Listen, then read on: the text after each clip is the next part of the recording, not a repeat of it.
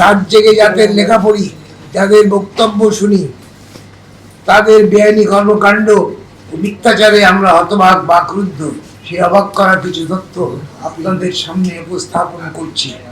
দেশের 800 কোটি মানুষের প্রতিবাদী কণ্ঠস্বর, পাঠক নন্দিত দৈনিক জায়জাদিন বেদখলে একটি চক্র মরিয়া হয়ে উঠেছে।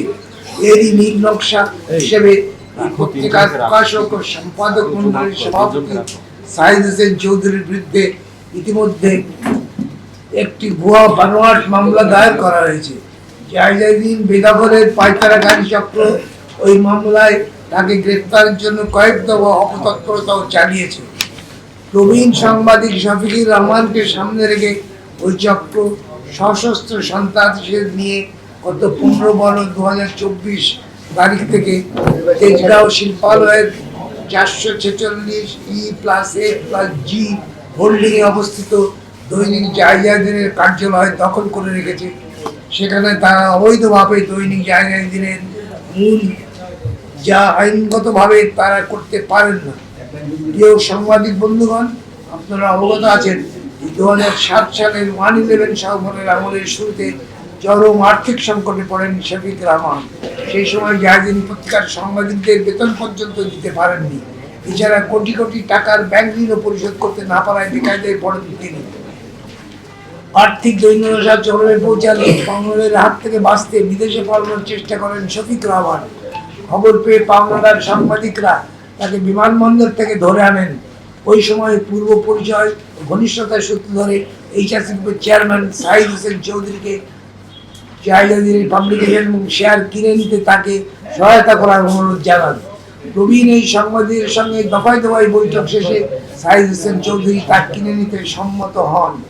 সাইদ হোসেন চৌধুরী শফিকুর রহমানের চাহিদা অনুযায়ী সম্পূর্ণ টাকা পরিশোধ করেন।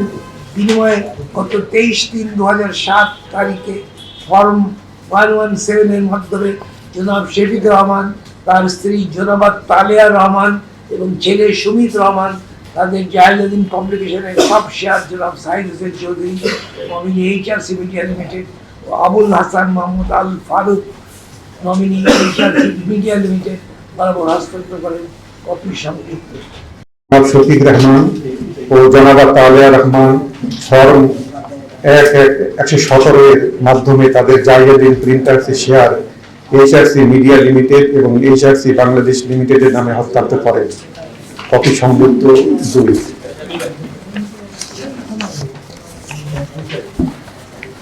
শেয়ার হস্তান্তর সহ সকল প্রক্রিয়া শেষে জনাব শফিকুর রহমান 2007 সালের 17 জুলাই অতিরিক্ত জেলা ম্যাজিস্ট্রেটের আদালত ঢাকা সম্মুখে উপস্থিত হয়ে 1973 সনের ছাপাখানা ও প্রকাশনা ডিক্লারেশন ও রেজিস্ট্রেশন আইনের 16 ধারা মোতাবেক 446E+A+G লাভ রোড, তেজগাঁও শিল্প এলাকা, ঢাকা 1208 থেকে প্রকাশিত দৈনিক জায়জাদিন নামক পত্রিকার প্রকাশকের দায়িত্বভার থেকে পদত্যাগ করেন। কপি সংযুক্ত 3। পরবর্তীতে প্রশাসনিক প্রক্রিয়া পেরিয়ে গত 2008 সালের 12 ফেব্রুয়ারি অতিরিক্ত জেলা ম্যাজিস্ট্রেটের আদালত ঢাকার সম্মুখে উপস্থিত হয়ে আবুল হাসান মোহাম্মদ আল ফারুক, পিতা প্রফেসর মোহাম্মদ আবু তালেব জায়জাদিনের প্রকাশকের দায়িত্ব গ্রহণ করেন। ফর্ম বি পত্রিকা প্রকাশের ঘোষণাপত্রে তিনি উল্লেখ করেন, আমি বাংলা দৈনিক জায়জাদিন নামক পত্রিকার প্রকাশক, যাহা 446EFG লাভ রোড, তেজগাঁও শিল্প এলাকা ঢাকা 1208 হইতে প্রকাশিত এবং 446EFG লাভ রোড, তেজগাঁও শিল্প এলাকা ঢাকা 1208 ঠিকানায় অবস্থিত জায়জাদিন প্রিন্টার্স লিমিটেড হইতে মুদ্রিত হইবে। কপি সংযুক্ত 4।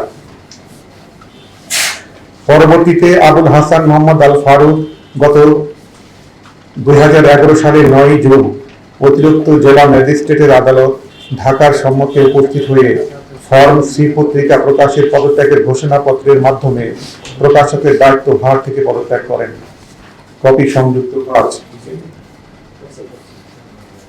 আবুল হাসান মোহাম্মদ আল ফারুক প্রকাশকের পদ থেকে পদত্যাগ করার পর প্রশাসনিক প্রক্রিয়া শেষে গত 2012 সালে 28 ফেব্রুয়ারি সাইদ হোসেন চৌধুরী, পিতা হিদায়ত হোসেন চৌধুরী অতিরিক্ত জেলা ম্যাজিস্ট্রেটের আদালত ঢাকার সম্মুখে জারিয়া দিনের প্রকাশক ও মুদ্রাঘরের দায়িত্ব গ্রহণ করেন। ফর্ম বি পত্রিকা প্রকাশক ও মুদ্রাকরের ঘোষণাপত্রে তিনি উল্লেখ করেন, আমি বাংলা দৈনিক জায়গা দিন নামক পত্রিকার প্রকাশক ও মুদ্রাকর, যাহা HRC মিডিয়া ভবন 446 EFG লাভ রোড, তেজগাঁও শিল্প এলাকা, ঢাকা 1218 হইতে প্রকাশিত এবং 446 EFG লাভ রোড, তেজগাঁও শিল্প এলাকা, ঢাকা 1208 ঠিকানায় অবস্থিত জায়গা দিন প্রিন্টার্স লিমিটেড হইতে মুদ্রিত হইবে।